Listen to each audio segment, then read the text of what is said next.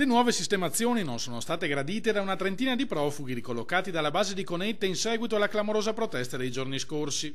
Tra quelli destinati alla Croce Rossa di Jesolo e alla caserma Serena di Treviso, in diversi si sono rifiutati di scendere dal pullman, chiedendo di essere rispediti nell'ex installazione militare per fuggire dalla quale avevano marciato per chilometri lungo le strade del Padovano e del Veneziano.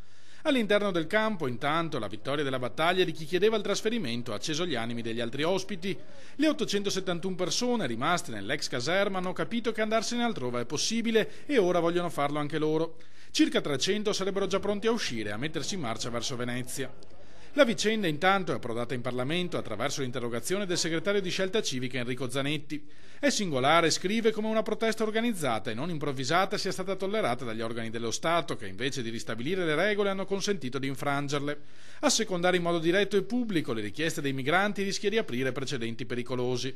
Vanno invece ringraziati prefetto e patriarca, ribatte il sottosegretario all'economia Pierpaolo Baretta, per aver disinnescato una situazione potenzialmente esplosiva. Si pensi che solo a Cona ci sono più di 1000, anzi si è arrivati a 1500 ospiti, e a pochi chilometri a Bagnoli ce ne sono più o meno altrettanti, tutti concentrati in un arco di 6-7 chilometri con in mezzo un paese di 3000 abitanti. Solidarietà quindi anche ai sindaci di Cona, di Agna e di Bagnoli che si trovano esposti a una situazione difficile.